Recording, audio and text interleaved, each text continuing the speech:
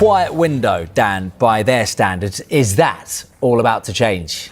Well, what they want in this window is a centre-back who can step right into their starting 11. Of course, Levi Corwell injured essentially for the rest of the season. And Tosin also looked like he picked up a hamstring injury on the weekend as well. We'll see how long he remains out. So Chelsea are actually exploring and remain in talks with Rennes over Jacquet. Now, he's 20 years old.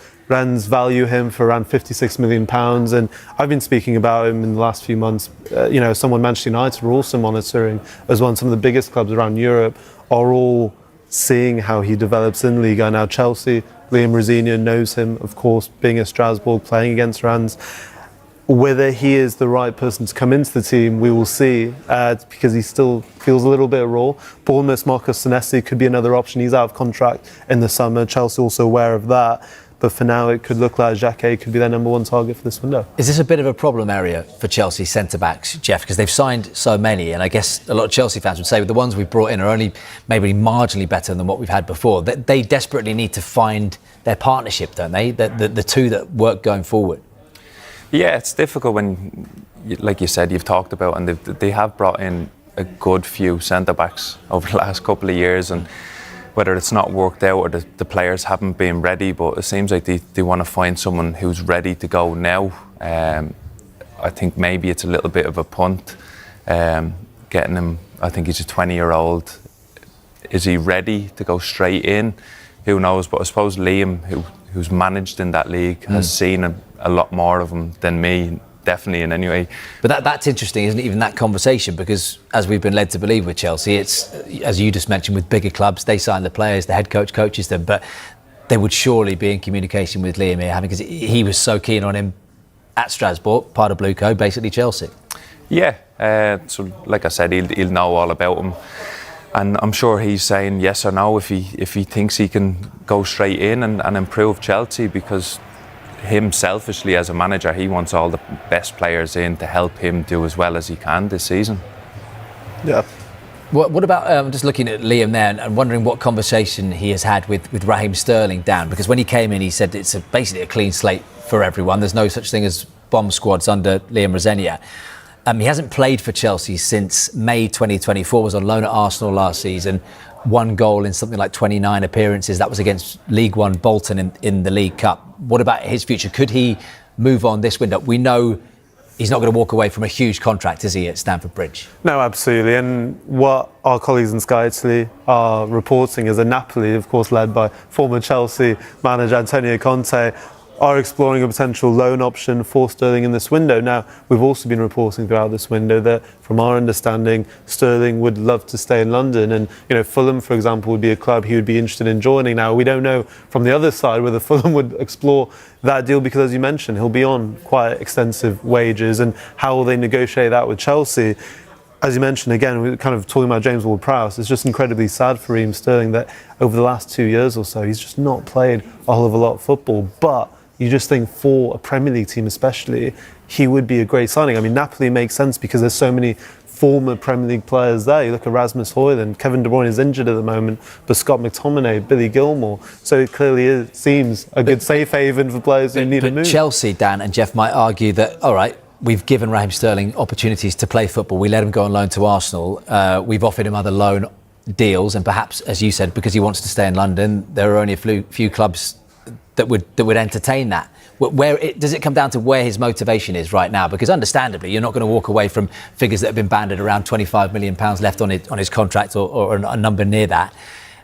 But he's 31, and it's now down to him to continue as a professional footballer or not, because he could easily just hang up his boots, couldn't he?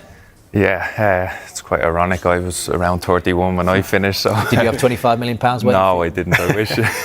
But no, I think for him it is, if he still has that hunger to go and play. I know he's saying he wants to stay in London, but there's not that many options for him. What is there? Fulham, West Ham, pretty much who he can go to, and it depends if the clubs want you there or what they'll have to pay. Can he still offer clubs like Fulham and West Ham something? And I mean, you say West Ham, that's a completely different challenge to Fulham, who are not in that scrap down the bottom. I wonder whether you can remember at all any feedback that Liam Rosenior ever gave you when he was in charge of you at Hull, and also when you look at your Chelsea time so far, Do you feel that, in a sense, it's been sort of a period of ups and downs? I know you've had some injuries to contend with. Do you feel it's been a bit stop-start? That's 2 questions for me. Thanks. Yeah, I think obviously I spent a year at Hull with Liam, and you know his patterns and how he wants to play is the same. So it's helpful because I already know how he wants to play, and I think we've had such a short period of time to work on it in training since he's been in, and hopefully he can translate that onto the pitch soon. And second question, of course, it's a difficult start, obviously with injuries and stuff. You just want to get in that rhythm of playing, but hopefully now I'm back fit that I can stay fit.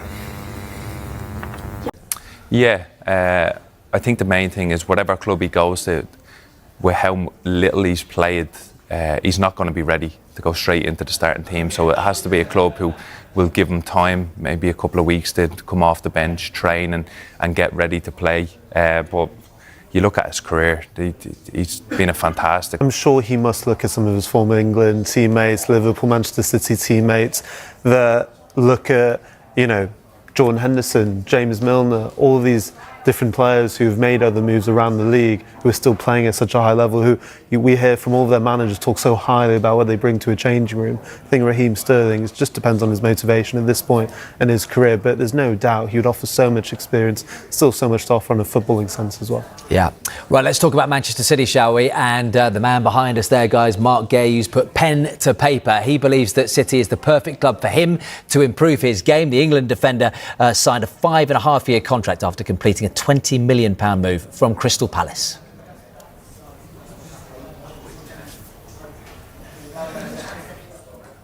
I mean, first and foremost, it's such an honour, such a big club to come and play for this club. And I think for me, I've always just been obsessed with getting better and wanting to improve.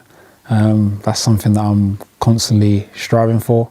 And I think this is the perfect place for me to do that. The environment, I've heard so much about the club and the fans. The players speak for themselves, the manager, so it's definitely the right environment for me to improve and just get better. I'm a top central defender. I've played national team. Say on my personal name, thanks to the club, to bring him here. We come from have the perfect age from many years and can play right, left, and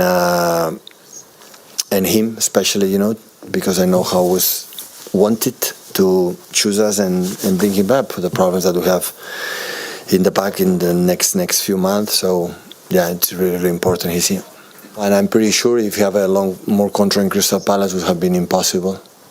But the fact that it's 6 months end of the contract, so the situation was easier in that terms. But of course, Crystal Palace and Man City had to be agree, and after the player decide to come. Otherwise, even in that situation,